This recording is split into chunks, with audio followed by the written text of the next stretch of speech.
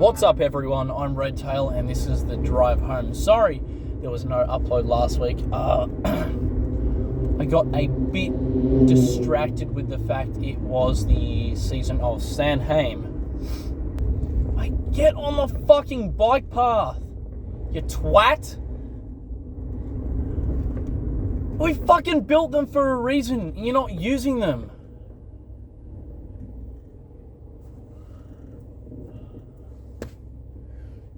Taking up half our roads, don't even pay any fucking rego.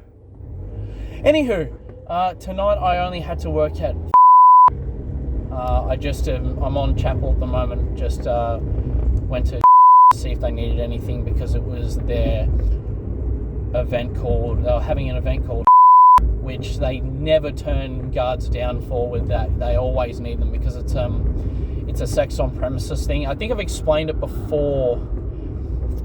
I'm not going to go into it again because it's like just some of the shit that you see in it. I've already explained this before. I'm not going into it again. It's horrific enough seeing it once, but working it multiple times. Please do it behind closed doors. I don't want to have to always look at that shit.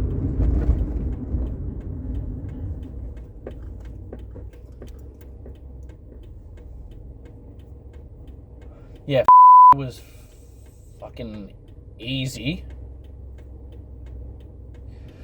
I think the most we got there was maybe 40 people. I had one of my teachers rock up from one of my, not high school, thank God, but one of the teachers that taught me in my Cert 4 for hospo. He was there with his crew and I gave them a few free drink cards that I still have in my possession. But a chick he bought with him was like, I texted him after the fact. It's like, I know what you did, and I hate you, but I love you at the same time for that. Because he knows I'm not allowed to flirt with him, but at the same time, I was like, if you've seen Futurama, it was like she was wearing like a Playboy bunny costume because Halloween parties they're all going to. She's wearing like a Playboy bunny thing. So if you've seen Futurama, my reaction to it as they were walking up the stairs essentially was when Fry finds out he has $4 million in his bank account. That reaction was like, he came downstairs to talk to me. I was like, bro, why? Thank you, but why? Like, that's so goddamn annoying. I thought they were doing Saints and Sinners tonight at but it turns out that's it. I follow Instagram, and I must have been looking at that one instead of oh, that's not fucking creepy at all. No, that's not creepy at all. Just a chick with a white sheet around her looking real bedraggled. Yeah, that's not creepy at all this time of year.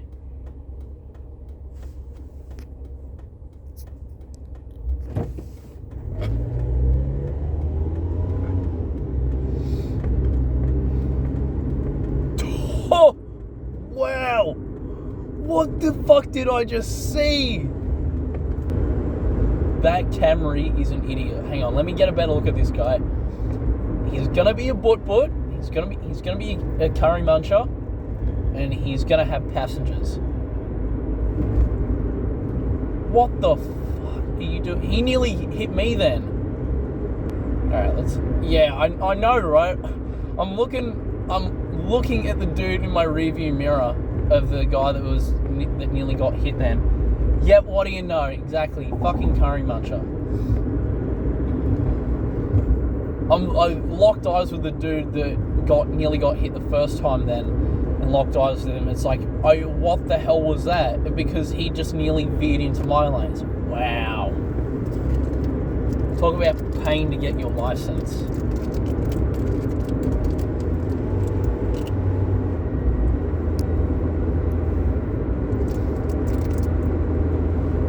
So this week I actually watched quite a few movies in the lead up to Halloween. I know it's not very big here in Australia, but so Tuesday I went and saw Terrifier 3, which if you're familiar with the Terrifier series, then even if you're not familiar with it, it's just gore. That's all it is. And personally, I think Terrifier 3 is the goriest out of all of them. it doesn't cross lines. Like, you don't actively see children being murdered. You see the aftermath of it. I think there were some other scenes, especially one right at the start, that nearly made me walk out of the cinema. But the things that people are getting up in arms about, for me, were like, that wasn't a big concern. It was more of some of the out there kills. I think the funniest bit in the whole movie was there's a bit where a leg is severed from a body, and the main clown, Art, I believe his name is, starts beating the dude with his own leg. And that was pretty funny, I gotta admit. The scene itself was really bloody and gruesome, but that took the edge off it by just watching Art just beat this dude with his own leg. So that was Tuesday. Wednesday was Salem's Lot, the original, not the new one, so the 70s version, which is really good, really good. Then last night, I should say Thursday night, was Event Horizon, and today was Malum.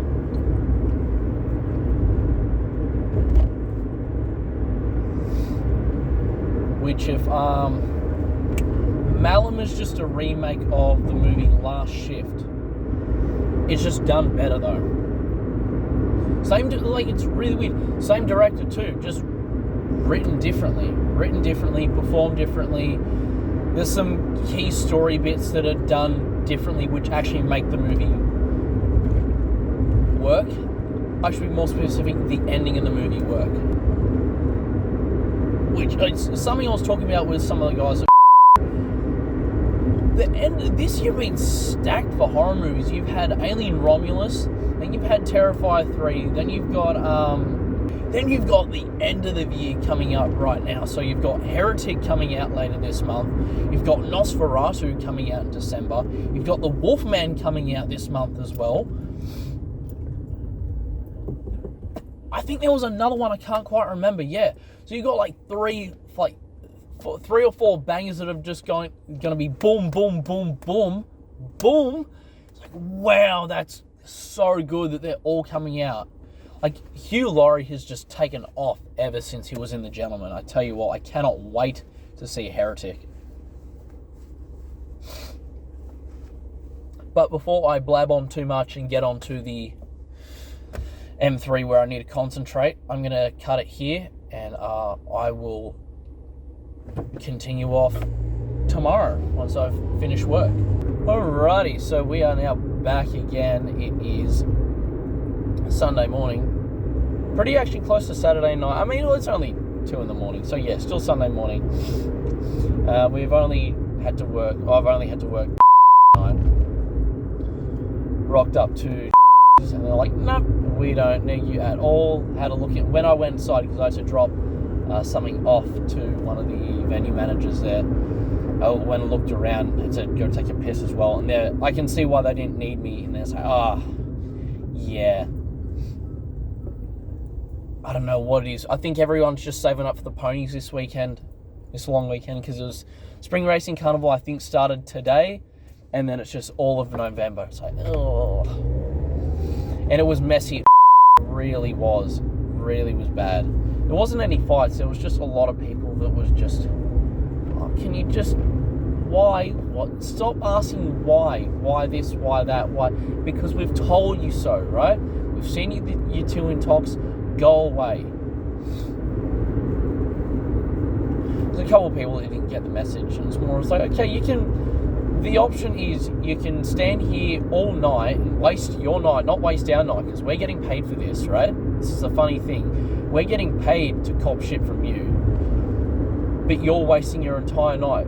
You can go elsewhere, and if you go away and eat somewhere, they'll probably let you in.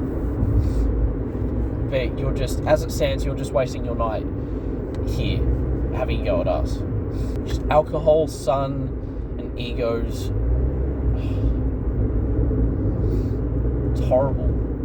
It's shit.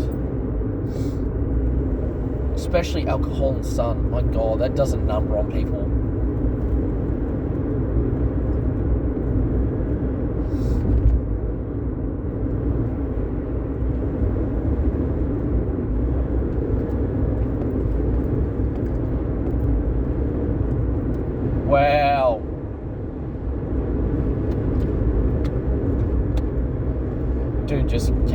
3 lanes and over a middle section of the road to be able to pull off into Fitzroy.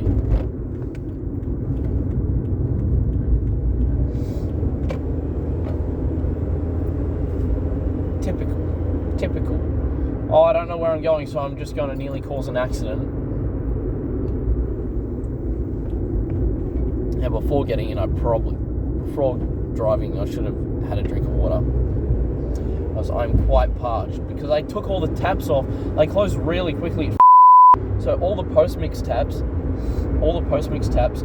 had been taken off by the time I came back inside from clearing, like bringing all the chairs in from out. I was like, oh, why? That's... And then I have water in my bag, but I didn't even fucking bother drinking it. Oh, I've got water here. Oh, yes. Oh my God.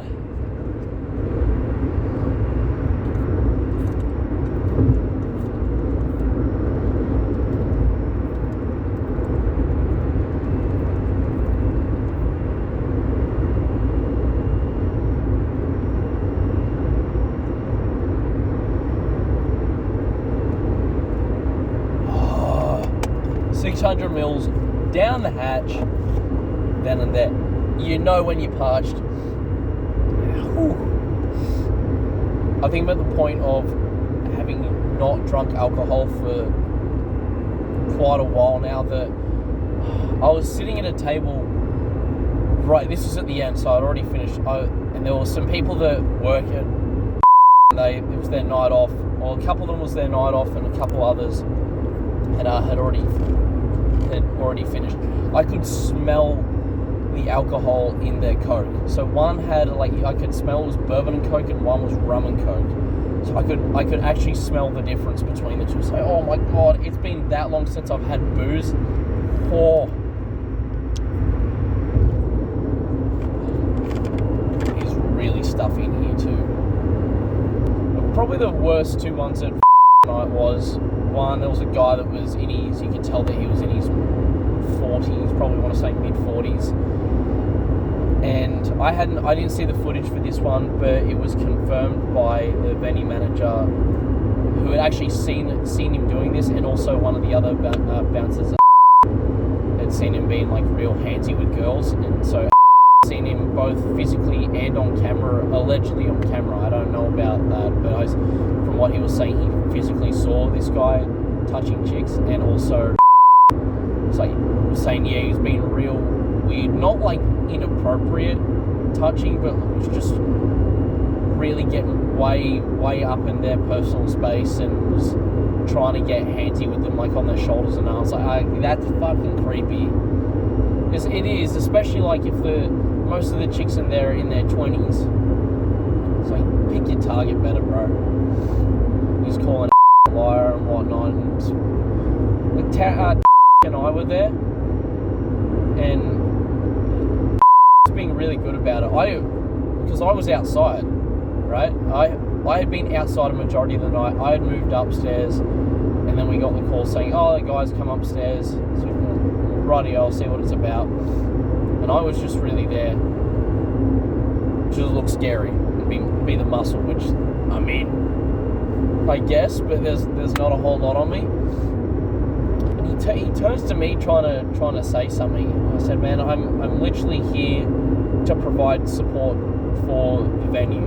It's like, unfortunately, whatever you may think, what their rules do apply, and that's what we have to go by. I have to enforce what they're asking, and that is that we remove you from the premises. I haven't interacted with you. I haven't seen you doing whatever they've said. I have to enforce their rules. Especially of something on this. I did try and ask to let him know where I was coming from. Something this severe, of course I'm going to have to back the venue on this. And he did. And from what was saying at the end, he didn't have a problem with me. He understood where I was coming from. I wasn't coming off as trying to brush him off with something that severe that had been alleged. I had to follow through with it. And I had to follow through with it. It started being mouthy he wasn't really helping his cause whatsoever, because he was getting, wasn't backing away from him. This guy wasn't backing away from. It was more of a, oh God, this could be a problem. And there was a guy out the front. Probably the other problem person was, there was a guy out the front that had been removed, and he wouldn't move away from me. I told him twice, once with my hands down. I said, man, can you just move away from me? I said, move away from the front door. People coming in and out. So I'm not near the front door. So, all right, man. I said, the second time, I did it with my hands up, as he still was facing me. Look, he was pretty much almost like this close to me. Probably like less than, almost a 30 centimeter ruler. I had my hands up this time, so the camera could actually see me. Cameras could see me. He didn't step back. I said, hey man, please step back from me. I'm not going to ask again. He's like, oh, what are you going to do? I said, man, if I have to ask you again, I'm going to bury you where you stand. And then was there. He's like, man, move over to this side of the road, please. Look, we'll have a smoke. We'll have a talk.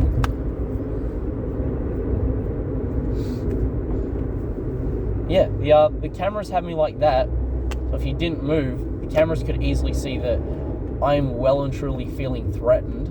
He's right up in my personal space. He's not moving back. The cameras can see my arms are up, non-combative.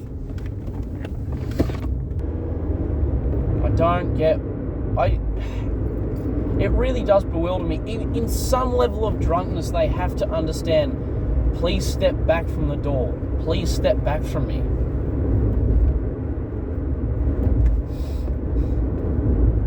Because they definitely understand, I'm not going to ask again, step back before I bury you where you stand. They definitely understand that, because they start having a sook, or they arc up. So they can definitely understand the first 2 times you've asked them nicely to step away from you and the door and move off to the side so you're not on premises. That guy, the one I was just mentioning then, really wanted to have a go with, really wanted to get stuck into him. It's like, no, bro. It's like, the threat worked. The threat worked because pulled it. It's like, okay, let's move over here. Let's have a smoke for a sec. Let's talk. And the guy walked off because his friend came out of the club. We're trying to get his friend. We found him. Boom, got him out. It's fine. That generally does work, though.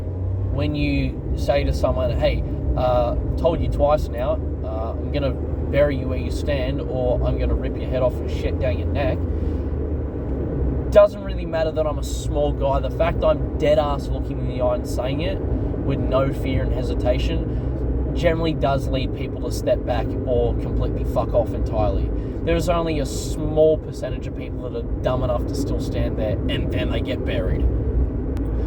And I'm just generalizing, saying for me, I do want to point out, I'm just saying, oh, I do that. I'm not going to speak for all other bouncers, but that's majority of the time what happens with all other guards. Happens with with all other guards it happens. I'm just using from my experience going on with what I say.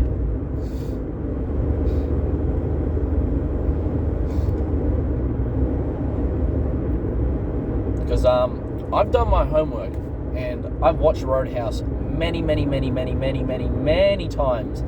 And 1, be nice. Always be nice. Number 2, there's no fighting inside the bar. Those are the 2 rules I follow. We don't really have coolers here. We do. They're called supervisors' coolers. And they expect us to do essentially everything. The supervisors are the older guys, and they sit back, watch us, watch everyone else, and really only jump in if shit's gonna really hit the fan.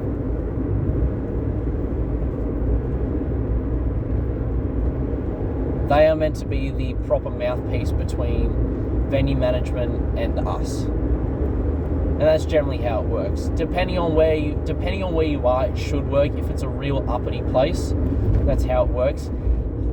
Most of the places I worked, if it's not is more of a thing. It's like, we converse with venue management, but we say, look, this XYZ is happening. You might want to run that past my supervisor so it checks out. I'm more than happy to do XYZ, but can you just run that through my supervisor so he can let me know it's okay to do XYZ and I'm not shirking any other duties that I should be doing. So I can be perfectly fine doing something, and I've had that experience before.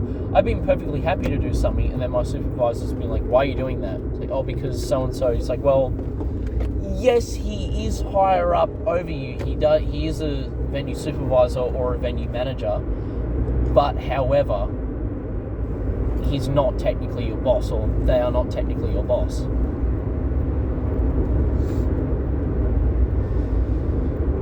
Anywho, before I continue going on anymore, I am going to cut this one here. It's only going to get a hell of a lot crazier for this spring racing season. If this was a taste of what's to come, my God, we're going to need a fourth, if not a fifth guard when I'm working there, because that is bonkers. So thank you all so much for watching. Please don't forget to leave a like and a comment, hit that subscribe button, and I'll see you in the next video. See ya!